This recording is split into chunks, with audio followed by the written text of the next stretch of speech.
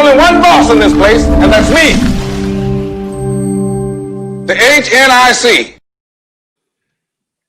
Hey everybody, Brett here with Indie Comics Dispatch, going live right now with Brian Hawkins, author and of many comic books that we're going to talk about.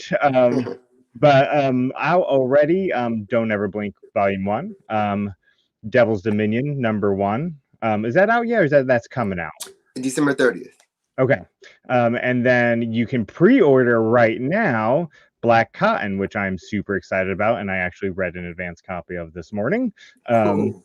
So I can't wait to talk about that. So Brian, welcome back again. You were on when we did Horror Night on broadcast from the Dispatch, but Right on. welcome and tell us about yourself. What's your background? Well, first, it's great to be back. That horror panel was so cool. So I'm definitely That was a glad cool to be night. back. So I'm a comic book writer. My background, I have a bachelor's in English. I went to VCU. I am a former teacher. My full-time job now is proposal writing and tech writing, and then I do a little bit of freelancing. Very cool. Very cool. And that freelancing has obviously led to some comic book writing. It has. So let's go back first. And have you always been a fan of comics? Yes, I have.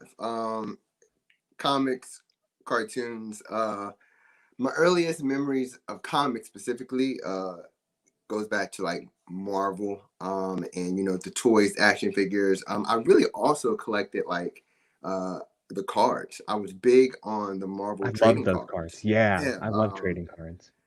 Me and a friend, we would always go to this one particular store and we'll get a comic and a bunch of cards.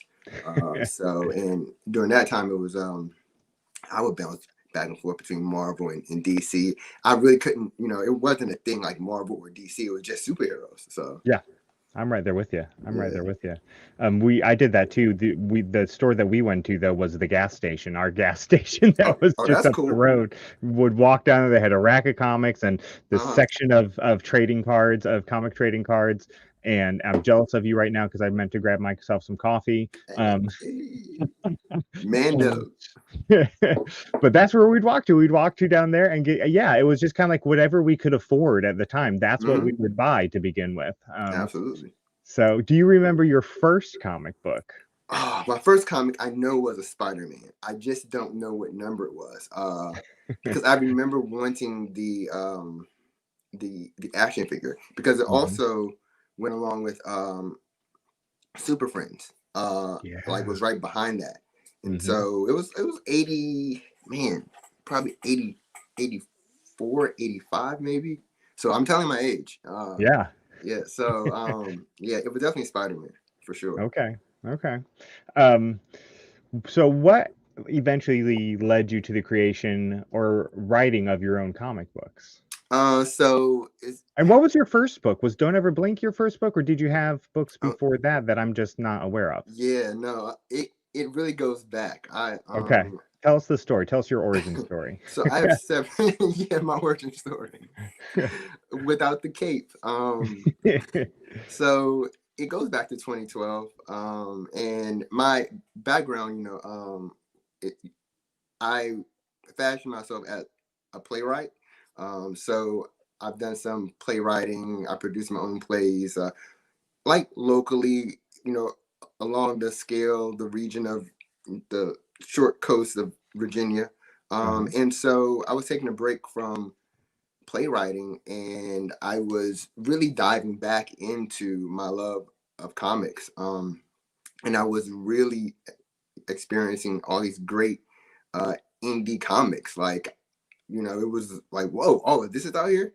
And so I'm like, I wonder if I could write a comic. I write plays. I write stories, and so I began looking into it, and I just fell in love with it. It was like a breath of fresh air, and it truly is my favorite medium. Like, really, comic book scripting is my favorite by far. I thought it was like like screenwriting at first, Mhm. because I've always just like scripting more than writing prose, even though I have moments of like just wanting to write prose, but comic book writing was it. And I from 2012, I self-published a few titles, worked early on, made a bunch of mistakes with some great artists. America's Kingdom is out there. I did one. I did like two versions of this slasher called I Am Michael Watcher. So you know, it's several earlier versions of these stories like out there. So it's just wow. It's That's awesome. 8 years ago. So So are any of those still available anywhere, or only on your like hard drives? so America's Kingdom is actually on Comixology. Oh, cool. I have a account on there under my self-publishing imprint Gnosis, Mhm. and issues 1 and 2 of America's Kingdom are on Comixology. Nice. I'm gonna have to find those. Um, Thank you. so you have so many projects right now. To me, it's so many projects. You have more than a lot of indie writers out there. So take us through them real quick about kind of a brief synopsis of each kind of title you have out there right now.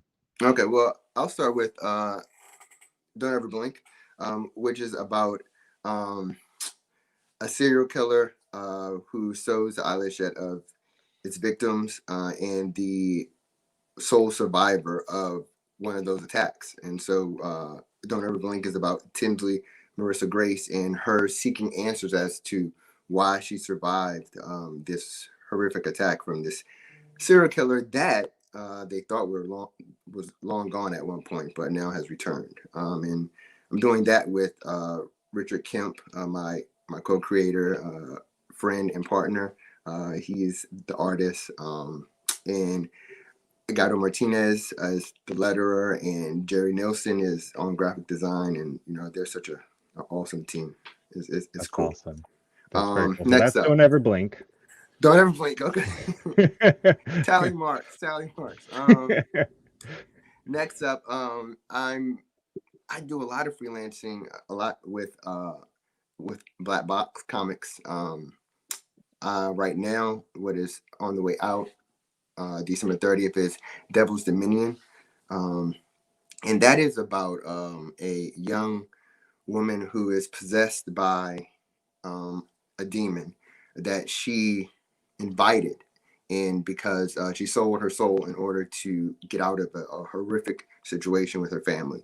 But she's reneged on the deal, and she's decided to now use her demonic powers for good. So that's Devil's Dominion, And I December really 30th. enjoyed issue one of that. I again got an advanced copy of that, and I loved issue one of that, and it's got such good potential. I can't wait for issue two. Thank you so much. I mean, I gotta say that Raphael Forte, Terry Agnello, Justin Birch, the publisher Demetrius, they've been amazing. That whole group, me being tagged in to write it, from concept to where it is now. You know, it's been such a great ride, and just seeing Devlin St. Paul, who is the main character, out front, being a black female lead, a young black female lead in a supernatural thriller. You know, that means something to me, and I'm glad it's out there in the world. Yeah, definitely. So, and then your latest project, Black Cotton. Black Cotton. So Black Cotton is a and I just got to throw this up on screen real quick. You have some fans going on Facebook right Black now. Cotton. What's up, Black Cotton? Black Cotton all the way. That's so cool. So it's a joint venture between my partner Patrick Foreman. We are co-creators, co-writers on the story, and we brought in a phenomenal artist, Marco Perugini, and we have Francisco Zamora on letters, and Jerry Nelson is back on the team with graphic design, and Brent Fowler actually did our logo. So cool. we have a great, huge team. all the teams feel like family, so it's cool. With Black Cotton, it's a creator-owned comic and it's being published by Scout. And basically, it's set in an alternate reality where the social order of white and black are reversed, and we can all understand what that means. Yep. And so it's focused on an elitist family named the Cottons, and it starts with a tragic shooting that one of the Cottons, the oldest son, Zion, is a part of. And the repercussions of that is what Arc 1 is really about. And we'll dive into the family dynamic. We'll look at that alternate social climate, and we'll see how things look from a different perspective. So I read it this morning, and I don't want to say too much about it because of course I want everybody to buy it, but it's really good, and it I don't know how to word it. It's things are different but things are the same, like, I mean, Yeah.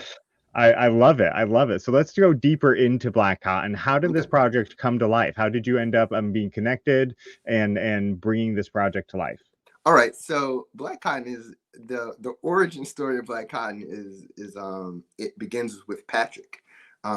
We have a mutual friend, Luke Wright, who is a phenomenal motivational speaker and teacher, and author himself. And he we used to work at the same school, and so he was like, "Yo, I have a friend who I told him about you, like you're writing comics and et cetera, and he wants to meet you." And I'm like, okay. So it took a few for us to actually link up, and we're all like in Virginia. So we eventually did link up. And so we are at this restaurant. It's on a Sunday, about, man, it might be a year and a half, 2 years ago now. And he tells me this idea. He says, okay, look, so I had this idea about like a world where everything's reversed, like black and white are like completely reversed. And like and he was describing it, he was like, even where like cotton was black. I said, Black Cotton, that's a good title right there. And from there, he and I just started talking and just going back and forth, and we just began to build this story from that point on. The dynamic of the initial concept of how to carry out that alternate world. What was the best vehicle to carry out that alternate world? And we just built the story from there. And it's a host. It's a crew, a Black Cotton mindset crew that kind of formed around the idea of the comic and what Black Cotton means. And it's 100% a comic, but it's also a mindset. And in that mindset, I mean, from that mindset, we're just going to explore what that means in the comic. That's really cool. It's really, really cool. I can't wait for other people to get to see it because it's issue 1's amazing. My only criticism is I needed like 20 more pages. Like, Sorry. That's all right. I get it. We should have came out with a double issue first. You should have. Always ask me. Double issues are always the best. All right, I'll keep that in mind. Patrick, Marco, you guys hear that? Joe on Facebook says he loves the premise. Joe's the artist on Catalyst Comics Tilt series. Cool. Hey Joe, how you doing, sir? Hey Joe, thank you. So let's switch for a minute over to Don't Ever Blink. Don't Ever Blink 2 is currently on Kickstarter. Yes. It's the second issue of 5 issues, right? Yes. So where are you at right now in funding? What are some of the things you're excited about? Tell us about the Kickstarter and make your pitch for people going and funding, man. All right. So we are about 80% funded. We're in day 4. Wow. Day 4, day 5. Day 4.5. Let's go with that. Okay. And so it seems to be going well. I believe that the pace of the Kickstarter is great. We have I think last I checked, 108 phenomenal backers who have either joining us the first time or coming back in. And it's a great ride with Richard Kemp and Jerry and Gatto, and like it's just a fun it's an adventure, just producing and getting the story out. The cool thing with this story is we're really ahead of in production, like scripts, art. So what we're experiencing now is just really getting the product out there. And what we enjoy most, besides the interaction with readers and backers and seeing them receive issue one and reading issue one and getting feedback, is like really looking at what this story is about, which initially, it is horror slasher, but what people will discover, as we go on, is there's this psychological element to it, and the idea or the suspense that's built in, not just from the writing, but what Richard is doing with the art and the mood. He really captured like the mood of that B movie slasher, psychological thriller thing, like feel, and it's just going to build. And when you think you're going left, you're going to be going like zigzag instead, because it's not exactly what you think it is. So there's a lot of built-in suspense with the paneling, and we're just looking at it and really like fans ourselves, picking it apart, because all great horror has so much built into it, mythology and lore, and that human condition. And so we have great conversations about Don't Ever Blink and what's really happening. Exciting stuff. So Joe asked for the links on Facebook, and so I posted those in the chats on all the major. If you're on Instagram, sorry you can't see links in the chat, but everywhere else you can see the links. If you're on Instagram and you want to go support, just go to Kickstarter.com and search "Don't Ever Blink," and it'll come right up. I guarantee you. That's really cool, man. Yeah, 110 backers, 25 days to go. Nice. Almost $1,600. All right. So, Good stuff. Devil's Dominion 2 is getting ready to be available for pre-order, right? Yes, it is actually now. That Okay. will come out in February, as well. So Black Cotton and Devil's Dominion issue 2 will be out in February. So hey, the pre-order is out there. If you're interested in seeing what these stories are about, please check them out. And let us know. Let the team and myself know what you think. You can find us social media. Everyone's available. So and Black Cotton and Devil's Dominion can both be ordered through your local comic store with Yes. the previews code. So if you guys are interested in that, go to your local comic shop, support your local comic shop, and ask them to carry more indie comics, and then tell them to pre-order those for you from the previews.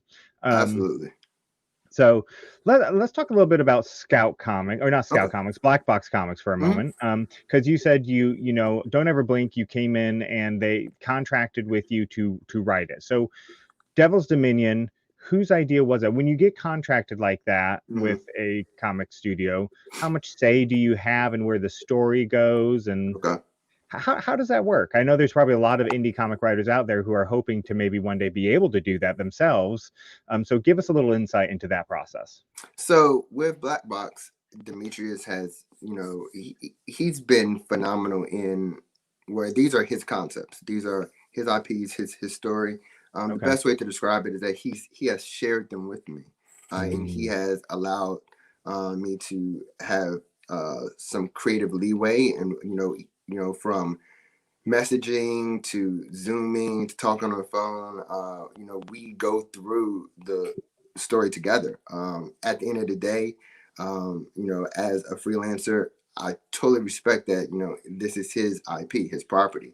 And he's gracious enough to allow me to work on it. He sees something in me, my work, or what have you, to allow me to work on it. And so we partner, and he's in control, but he's not a warlord. It's truly a sharing and a partnership, and it just grows from there.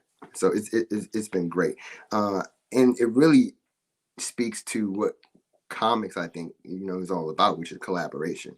And not just collaboration, between the writer and the artist or whoever else is on the team, but there's a collaboration between the publisher and the initial creator, and the hired writer, and that experience has been incredible. It really has just reaffirmed my belief in how important collaboration is in general. That's really cool. That's really cool. So Scout Comics, you're the publisher of Black Cotton. It produces creator-owned content, correct? Yes. So what was the process like getting Black Cotton to Scout? Because you and the co-creator, my mind's gone completely blank. Patrick, you and Patrick kind of came up with this concept based on Patrick's initial thoughts. Mm-hmm. What was the process of getting it from your heads to Scout? Well, we had a lot of conversation about how we wanted to put the book out. And, we entertained self-publishing, just different avenues. And so I've been fortunate to, make some good friends, to make some connections and have great conversations with several people. And so with Black Cotton, actually, the process went where I initially spoke with the CEO, Brendan, who is amazing, cool guy, so cool, writer himself, and so intelligent. And we talked about short stories and stuff like that, and so I knew I had Black Cotton with Patrick, and I'm like, maybe. Let me see. And so I shot him the idea, and I asked if we could pitch this, and he said, send it in, And so Patrick and I sent it in to Brendan, to Charlie Signey, to James, like the whole Scout team. And we're fortunate enough, that they came back and they wanted us to be a part of the Scout family, and it's like home now. That's really cool. That's really cool. It was also a process. You may have hinted earlier, and maybe I read too much into it, that you have Don't Ever Blink. I'm getting all confused. Devil's Dominion with Black Box, but that you may have other projects on the way. Did you hint at that? I did hint at that. Yes. I did. Okay. You want to say anything at all about those projects? Yeah, sure. So okay. With Black Box, I have 2 more titles with them that's going to release between 2021 and maybe some going into 2022. They're all written and in production. And additionally, I'm working with Unparalleled Comics, who is a indie label. I'm working on the last script for this series, Stellar Odyssey, and they're going to begin production. They've already begun production, but we'll be releasing the second title that I'm doing with them called Dragonfly. And Raymond Gabea's Menagerie series, which is phenomenal, sci-fi. I was fortunate to tag in on that anthology, which is also on Kickstarter right now. Menagerie Declassified. It's an anthology with some phenomenal people like Brian Edward Hill, Brandon Easton, Omar Morales, like Jeffrey Thorne. Like, he has a bunch of these superstar writers and creators, Adam Stone artists. It's crazy. And I get to like just be mentioned with those guys. So it's really amazing. Cool. Omar's actually in the chat right now. He said Black Cotton a minute ago. So Black Cotton. And the last project I actually just turned in a script actually for. It's something I've been wanting to do. A publisher I really have been wanting to work with. I just turned in the script for a title on Zenoscope. So in the Very next cool. few months or so. I can't really say the title, Yeah. but it's one of their grim characters. So it was really cool just being able to tag in on one of those characters. I've been wanting to do that for so long, right? One of those characters. So it was awesome. So we started off tally marking here, and I don't have enough fingers anymore, man. You and I together, baby. There we go. You are busy. You are I'm busy. I've Man, been a little busy, Yeah. that's awesome. So is this just Thank you. who you are as a person? Like you're just very productive, or is this part of like the COVID benefit that you got extra time inside, and so you're writing? Oh man. This is definitely part of who I am. I, last year was my last year of full-time teaching. Mhm. And so, I've my schedule when I was teaching, especially on weekends, like in order to get all the stuff done, I would wake up like 5, Mhm. 4:30, begin the process, wife, kids, doing all of that, you just have to carve out time. Um, Mhm. what ended up happening, with, I freelance a lot, and so I even do some freelance through Upwork, and so it's built Mhm. this pretty decent portfolio to where I've been able to reach out to different spots, and it even afforded me a way to link up with a different group, and even help me to kind of transition from teaching into working remotely with a company as a tech writer. So it kind of just had become COVID. I'm not going to say helped with that, but I was kind of in the mix of that kind of schedule anyway. Mhm. And when COVID happened, it kind of just kicked things off full Yeah. blast for me. Yeah. Um, which I totally want to say that I I don't hype it up or make light of it, because this is a very hard time. Mhm. It's and there's a very it's a very diverse and differentiated group of all of us of how we're dealing with this pandemic.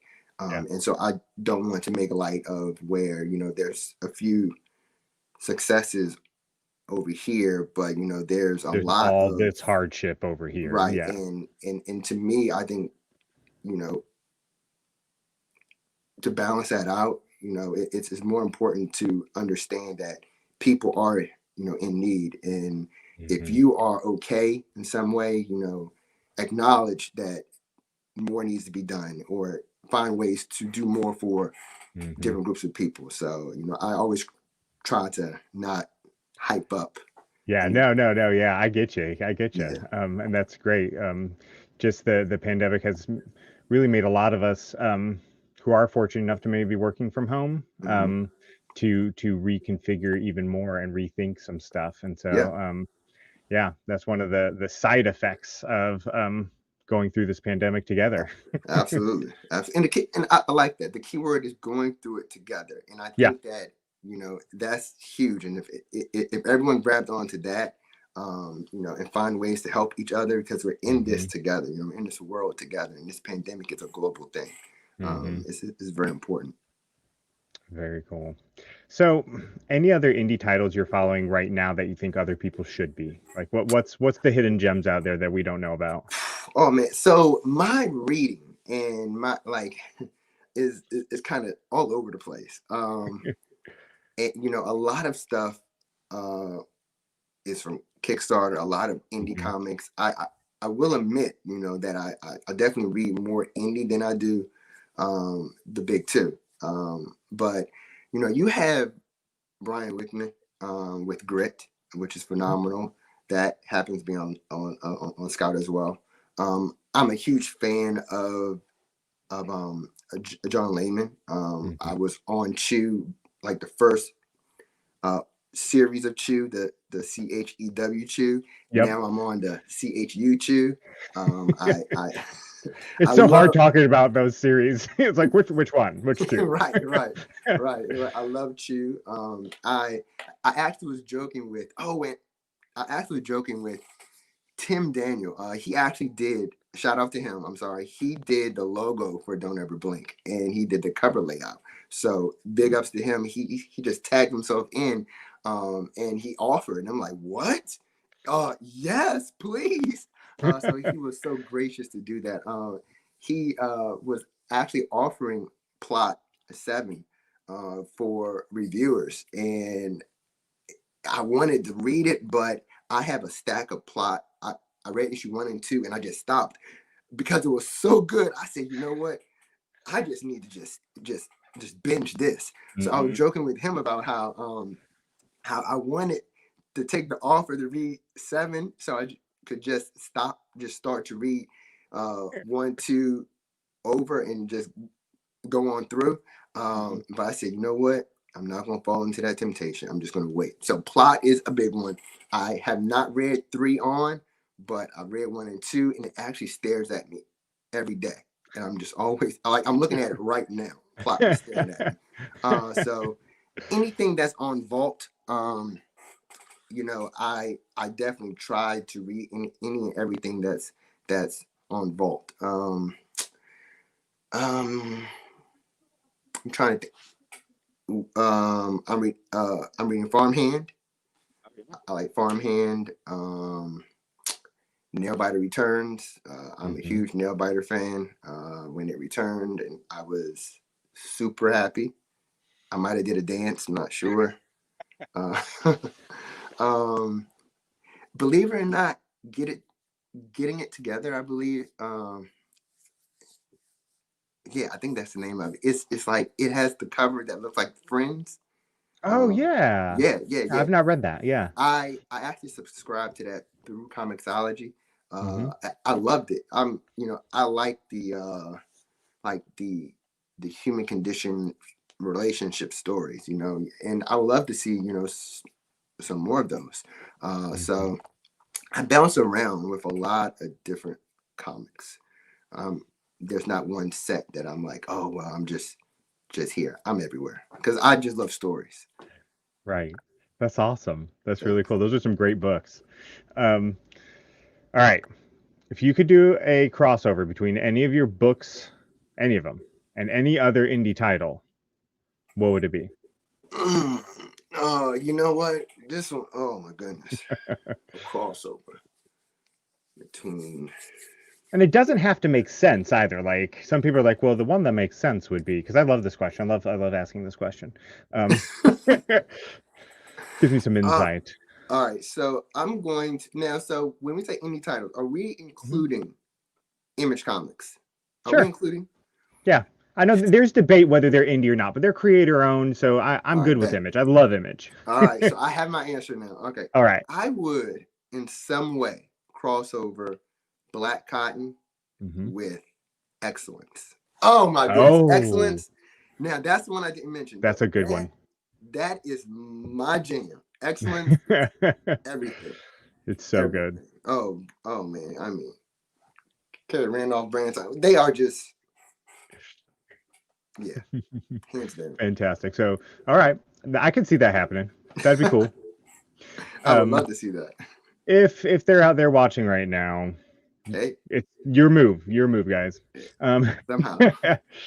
So you kind of, like so many other comic book writers, really kind of came into the industry from a different career, really. So there's a lot of people out there, you're in my age, who are becoming indie comic writers or indie comic creators for the first time, or just sitting out there thinking about doing it. They have this idea. They've had this idea since they were maybe a teenager or in their 20s, and they're seeing all these people do it.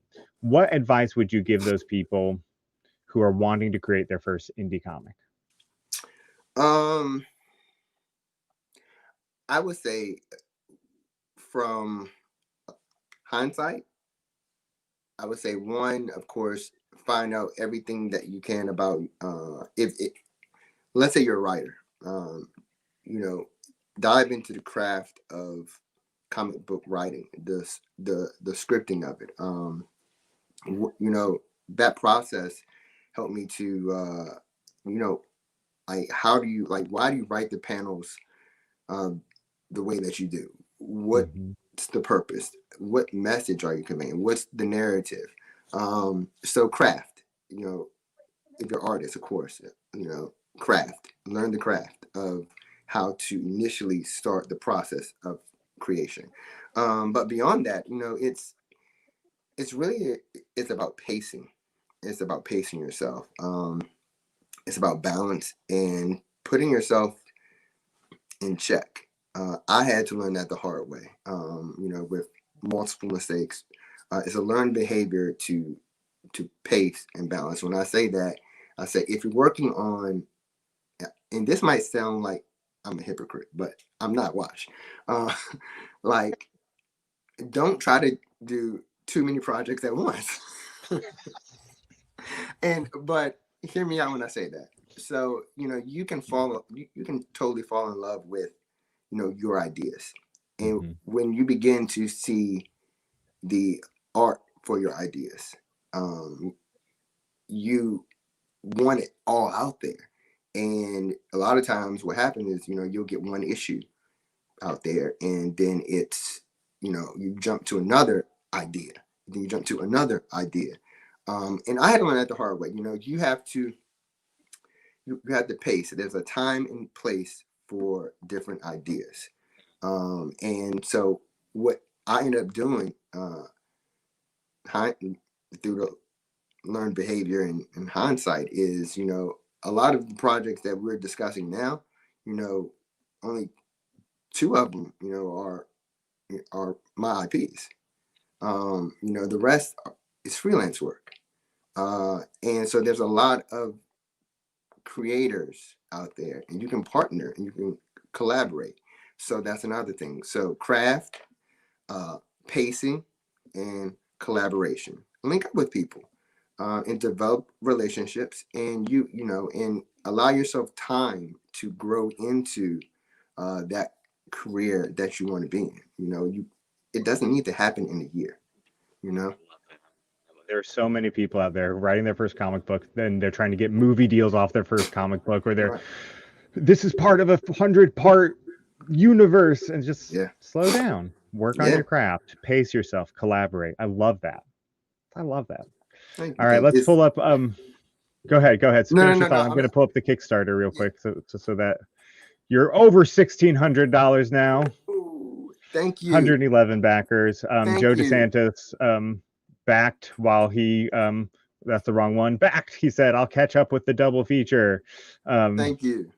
So I think he awesome. pushed you over the 1,600 mark. And then Patrick, your co-creator, posted that Previews World link down there in the chat on Facebook. So grab that. That's the code too. If you need to go to your local comic shop and order, use that code that's down there, the DEC 201650. That's to pre-order Black Cotton. And speaking of Black Cotton. Charlie. Black Cotton. So, Brian, one more question before we kind of wrap up. Are you excited about Scream 5? You know what? You're pulling this from our last panel. I am. Look. I am ambivalent about Scream 5. While I am so in love with the fact that it's coming back, I'm like,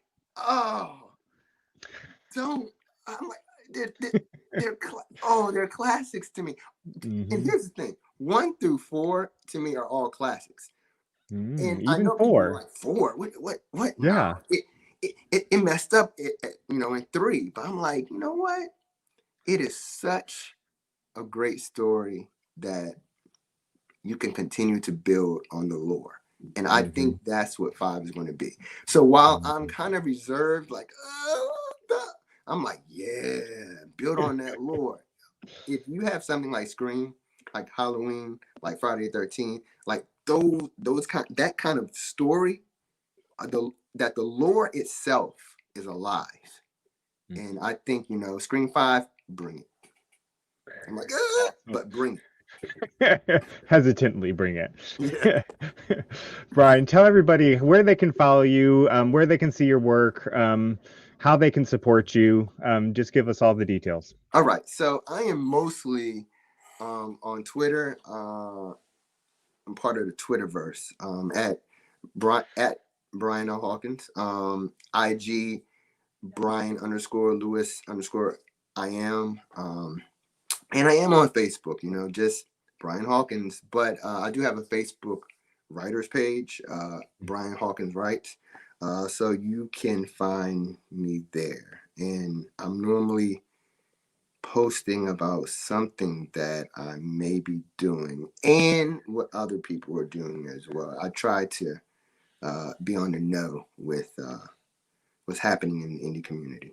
I try to. That's awesome. And there's a lot of stuff happening. So much good stuff. There is so much happening right now. I think yes, the amount of revenue Kickstarter has generated in indie comics alone, it was just like phenomenal. I forget the exact percentage, but it's like something like 30% of their revenue right now is like indie 22 comics. million or something. Yeah, it's a lot, but it's crazy. It's awesome. People are creating, and it's life giving. And Especially just with all the news we keep hearing from DC and Marvel and all the changes and the cutbacks and the layoffs. But that's the thing, even DC and Marvel writers, artists, they're tagging. They're on Kickstarter. Yeah, yeah, because they want to get their ideas out too, which is awesome. We're human beings, human condition. Get your ideas out. Charlie says, pre-order Black Cotton with the LCS today. Give them the code right there on the screen and tell them you want at least 2 copies. Charlie, I agree. It is that good. You'll want 2 copies. Black Cotton. Thank you, Charlie. Black Cotton. Charlie, White Ash. Wait a second. We got to say White Ash. Hopefully everyone has read White Ash. I have not.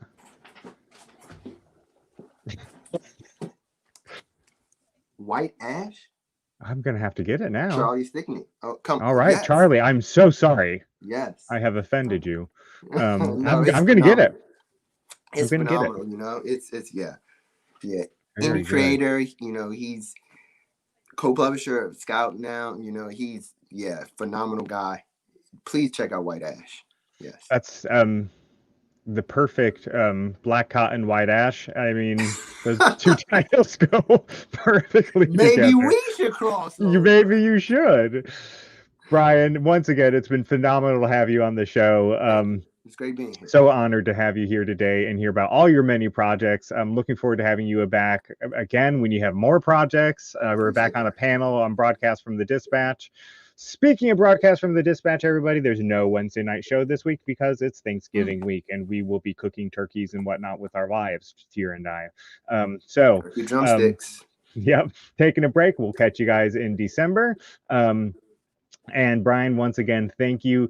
Support Don't Ever Blink 2 on Kickstarter. Pre-order Black Cotton. Pre-order Devil's Dominion 2. Get Devil's Dominion 1 when it comes out at the end of December, and look for all of Brian's other projects coming down the line. Thank you, guys. Guys, we'll see you next time.